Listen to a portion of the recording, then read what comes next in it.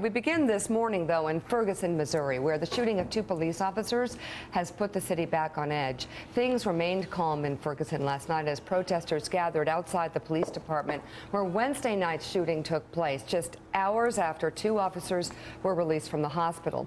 Clergy members and community leaders addressed the crowd and called for an end to senseless violence.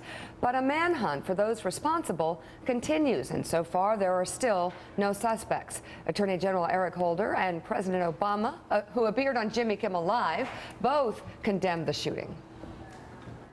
I want to be very clear here. I unequivocally condemn these repugnant attacks. What happened last night was a pure ambush.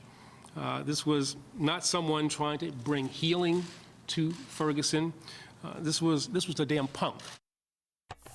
What was beautiful about Selma was reminding ourselves that real social change in this country so often has happened because ordinary people are willing in a nonviolent fashion to make their voices heard.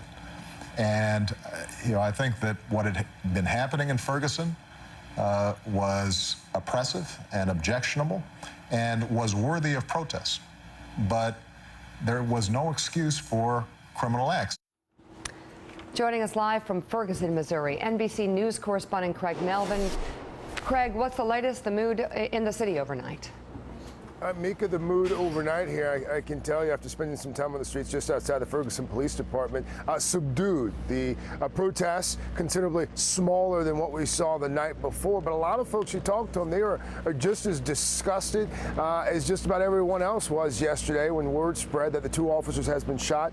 Overnight, of course, condemnation coming from President Obama, who appeared on Jimmy Kimmel. Also hearing, of course, as you just played that bite there, from Eric Holder. And we got a statement from the parents of Michael Brown as well. Michael Brown, the unarmed teenager who was shot here. The parents of Michael Brown issuing a statement that reads in part, quote, "We reject any kind of violence directed toward members of law enforcement. We specifically denounce the actions of standalone agitators who unsuccessfully attempt to derail the otherwise peaceful and nonviolent movement that has emerged throughout this nation to confront police brutality and to forward the cause of equality under the law for all." Again, that statement coming from the parents of Michael Brown. We should also tell you, Mika, that the protesters that we talked to yesterday, last evening, in tonight, they are adamant about the fact that whoever is responsible for shooting those police officers is not directly affiliated with the protest movement. How they can be so sure,